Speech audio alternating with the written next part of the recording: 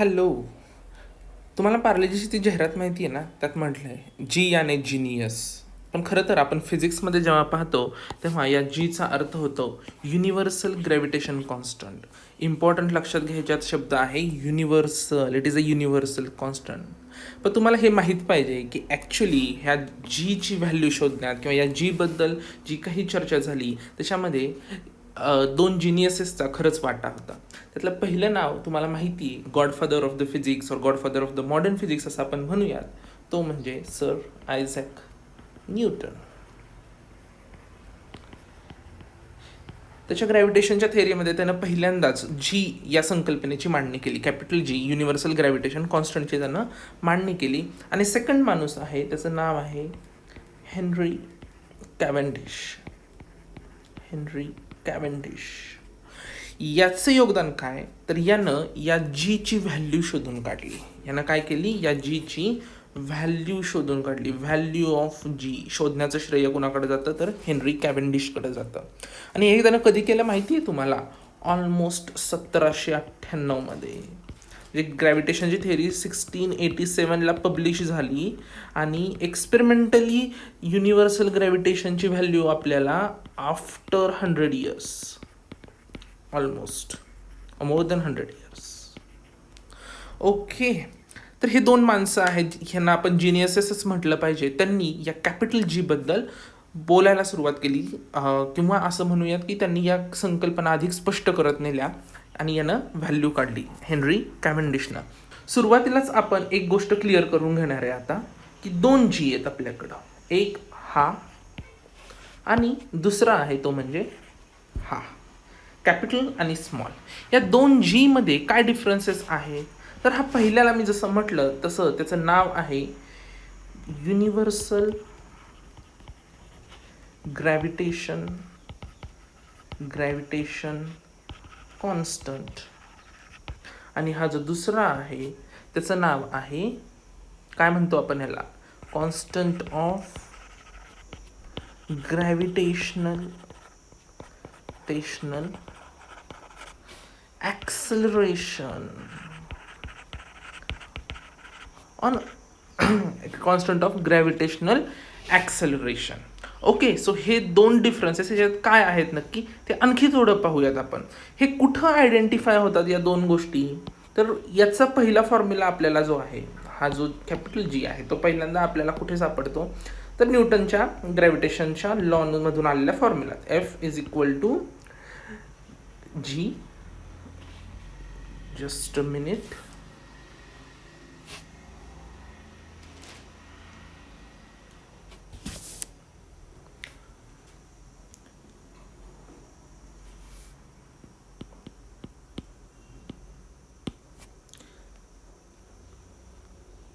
F is equal to G, product of masses m1 m2 for two bodies आहे, upon distance between them, square of the distance between them. आणि हा small जी आपल्याला कुठे सापडतो, तर regular आपल्या फोर्सच्या फॉर्म्युल्यात न्यूटनच्या सेकंड लॉनं हा आहे तो आपण रिप्लेस करतो जीनं.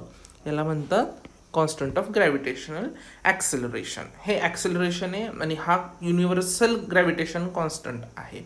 ह्याचं एक महत्त्वाची गोष्ट म्हणजे काय, मग ह्याच्यात डिफरन्स आहे, तर याची व्हॅल्यू इज युनिव्हर्सली सेम. ती काय आहे ते नंतर बघू. Value is universally same. आणि या स्मॉल जीची व्हॅल्यूचं काय, value changes from place to place. आपल्याला माहिती आहे अर्थवर आपण व्हॅल्यू घेतो 9.8 metre per second square. Okay, पण ही व्हॅल्यू चंद्रावर गेल्यानंतर वेगळी असणार आहे, ज्युपिटरवर वेगळी असणार आहे, अर्थवर इव्हन काही ठिकाणी याच्यात व्हेरिएशन आपल्याला दिसून येतं. हे आपण ॲप्रॉक्सिमेशन घेतलेलं आहे. ओके, सो हा जो आहे आपला पहिला कॅपिटल जी तो युनिव्हर्सल आहे आणि याची value changes from place to place. It is a local value.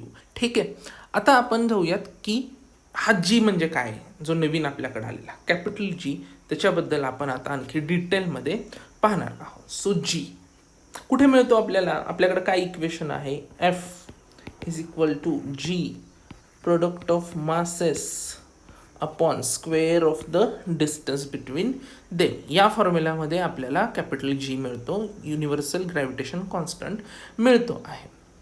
आता या फॉर्म्युल्याला मी काय करतो, रिअरेंज करतो. रिअरेंज म्हणजे काय, आपण इक्वेशन कसं रिअरेंज करतो तसं रिअरेंजिंग काय करतो, तर जी एका बाजूला घेतो मी. कसा, तर हा आर इकडे गेला आणि हे खाली आला. तुम्हाला माहिती आहे, इक्वेशन्स पहा चॅप्टर नाही तर F dot R square upon M1 M2 is equal to G. आणि म्हणजेच काय, दॅट इज, याचाच अर्थ असा होतो की G is equal to F dot R square upon M1 M2. सोपं झालं आता. म्हणजे काय, आता ह्या अरेंजमेंटवरून आपल्याला डेफिनिशनकडे जायचं आहे किंवा व्हॅल्यू ऑफ जीकडे जायचं आहे. कसं जायचं, तर आपण काय करणार आहे, हे डिस्टन्स आणि हे मासेस यांची व्हॅल्यू युनिट व्हॅल्यू घेणार आहे. Unit values of distance and masses. म्हणजेच काय, तर 1 युनिट सगळीकडे व्हॅल्यू घ्यायची. मग काय येईल, G is equal to F R स्क्वेअरच्या ऐवजी काय लिहिणार मी आता, आर स्क्वेअर लिहीन का, नाही, मी व्हॅल्यू चेंज केली आहे, युनिट घ्यायचं ठरलं आहे. 1 square upon M1 M2 दोन्हींचे masses काय घेतले आपण, 1 युनिटच घ्यायचे मासेस. सो 1. एक लक्षात घ्या, इथं आता आपण जीची व्हॅल्यू फाइंड आउट करतोय पण विदाउट युनिट्स फाइंड आउट करतोय. आपल्याला फक्त एक इंट्युटिव्ह आयडिया घेतोय की जी म्हणजे नक्की काय असणार आहे. ओके, सो आपण म्हणून व्हॅल्यूज 1 युनिट ह्या फक्त घेतलेल्या आहेत. मग ह्याच्याने काय येतं आहे आपलं, so G is equal to F. G is equal to F, मी असं म्हणतो की value of G is equal to F when distances and masses have unit values. हेच तुमच्या बुकमध्ये स्टेटमेंटच्या रूपात कसं दिलेलं आहे ते म्हणतात, it can be seen that the value of G is the gravitational force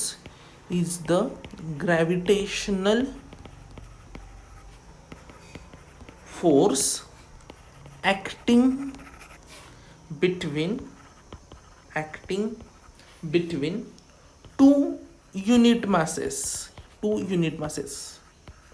हेच घेतलं ना आपण, मासेस काय घेतले आपण इथं, युनिट. 1 युनिट म्हणजे 1 between 2 unit masses kept at a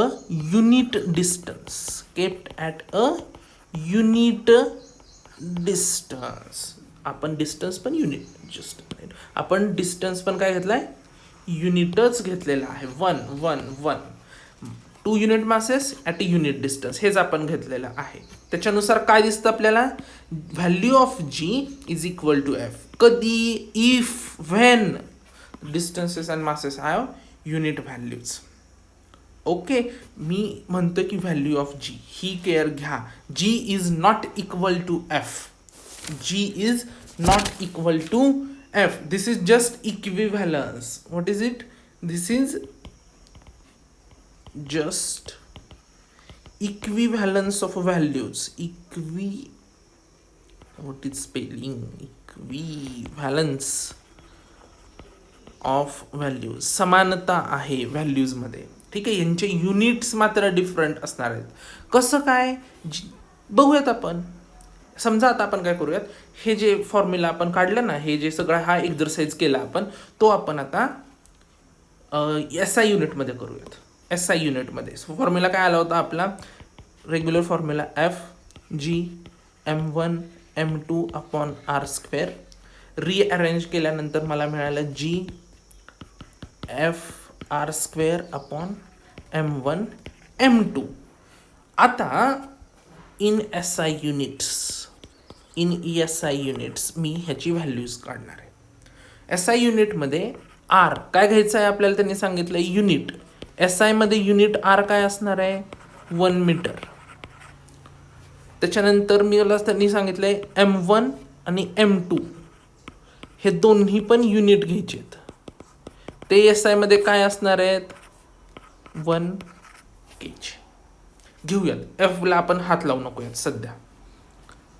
is equal to F R square 1 just minute. आता आपल्याला kg युनिट टाकायचं, सॉरी 1 मीटर.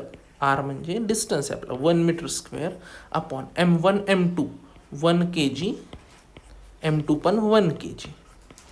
काय होतं सिम्प्लिफिकेशन याचं F is equal to 1, sorry F is equal to नाही, हा आपला G आहे.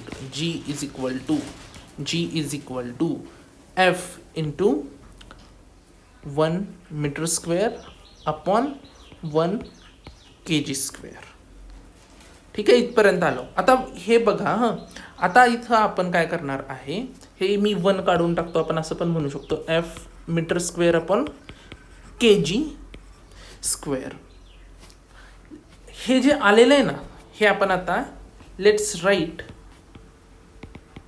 All quantities in units only, or let's write units of all quantities. Okay, कसे येईल unit of G.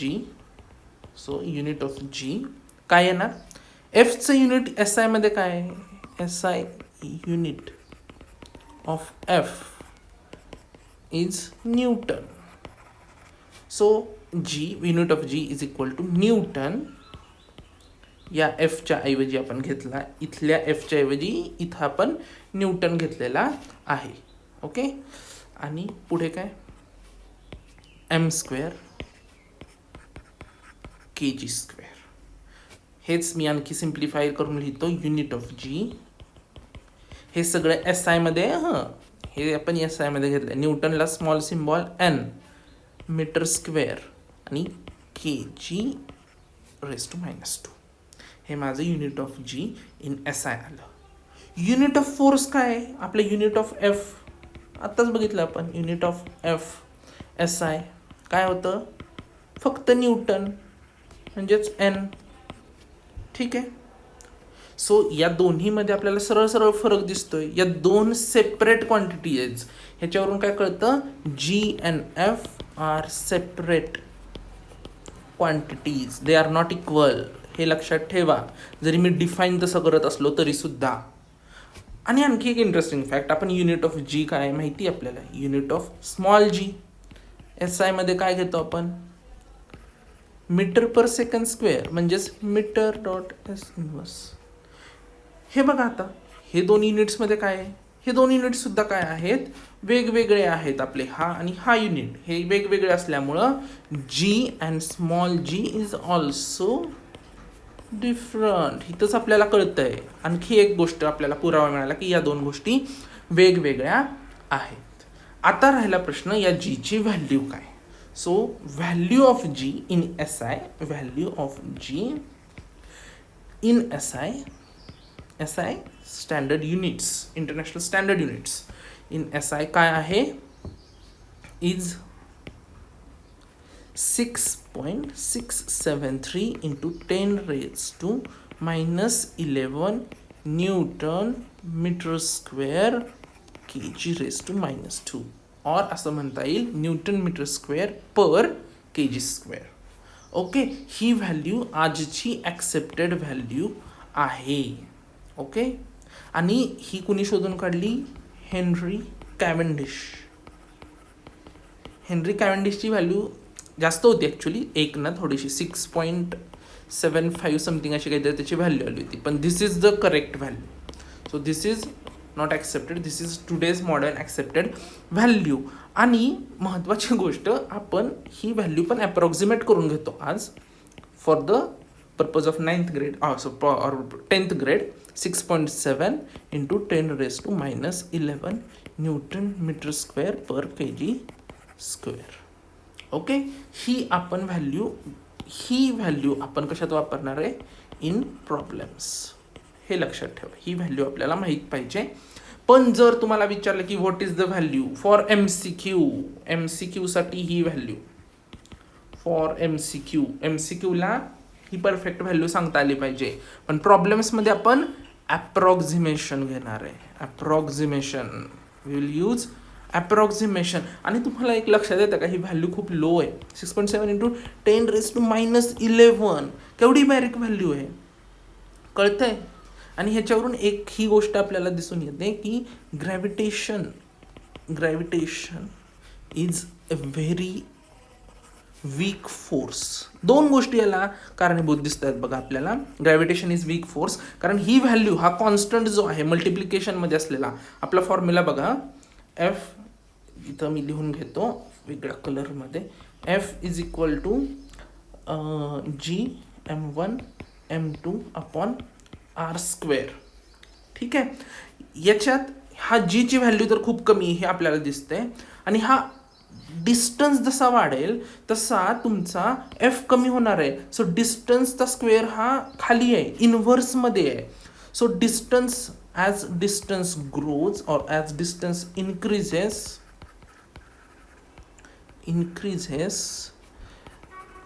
the force decreases rapidly. कारण काय, in distance, force कशी decrease होती आहे तर स्क्वेअर फॅक्टरमध्ये, स्क्वेअर्ड आहे डिस्टन्स. ठीक आहे. सो व्हॅल्यू पटकन कमी होणार आहे. हे आपण मागच्या पण एक्झाम्पल्समध्ये पाहिलेलं आहे. तुमच्या असाइनमेंटमध्ये हा क्वेश्चन पण होता. ओके. सो मला वाटतं की तुम्हाला कळाल्या असतील बऱ्यापैकी गोष्टी. बेसिक आयडिया लक्षात आपल्याला काय ठेवायची होती की G and G different. G is equal to F when value of G, value of equivalent value of G is equal to F when masses are unit and आणि काय, डिस्टन्स पण unit, distance is unit. नंतर काय पाहिलं आपण, G आणि F पण वेगवेगळे आहेत. सो युनिट ऑफ G पाहिलं आपण. युनिट ऑफ G काय होतं, Fचं unit N, newton metre square, kg minus square. Okay. हे आपलं युनिट होतं Gचं. आणि आणखी फायनल काय आपल्याला मिळालं तर the value is 6.67 into 673 into 10⁻⁻11 newton metre square kg square, and value of G is universally constant value. ही व्हॅल्यू जी आहे, ही व्हॅल्यू जगात कुठेही गेला, विश्वात कुठेही गेला, तुम्ही ज्युपिटरवर जा, सनवर जा, ब्लॅक होलमध्ये जा, कुठेही जा, ही व्हॅल्यू सेम राहणार. G is always same. I think तुम्हाला या गोष्टी कळाल्या असतील. थँक्यू.